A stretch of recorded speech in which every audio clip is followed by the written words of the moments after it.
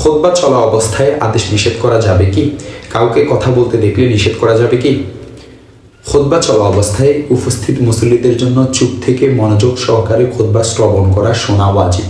এ সময় শ্রোতাদের জন্য দ্বীনি দুনিয়াবি কোনো ধরনের কথাবার্তা বলা নাজায়েজ এবং কাউকে কথাবার্তা বলতে দেখলে তাকে মৌখিকভাবে বারণ করাও নিষেধ।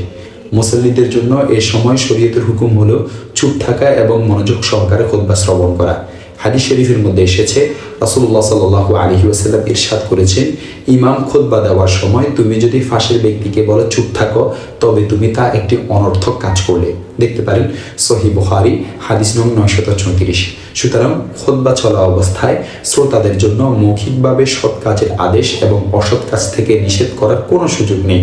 অবশ্য ফকিহবিদগণ বলেন, প্রয়োজন হলে মুখে নিষেধ না করে হাতে বা মাথার ইশারা ইঙ্গিতে ফাঁসের ব্যক্তিকে কথাবার্তা বলা বা অন্যায় কাজ থেকে বিরত থাকতে বলা যাবে।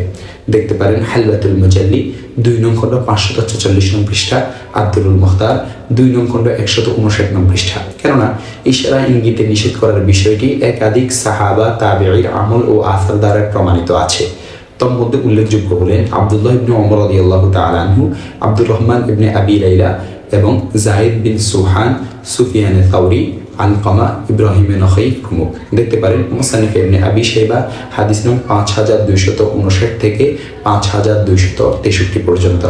আর খুতবা প্রদানকারী খতিব সাহেব তিনি খুতবার মাঝে প্রয়োজনে লোকদেরকে কোনো দরকারি কথা বা আদেশ নিষেধ করতে পারবেন। এটি হাদিস ও আসার দ্বারা প্রমাণিত আছে। দেখতে পারেন মুসান্নিফ ইবনে আবি শাইবা হাদিস নং 5255 ও 5257।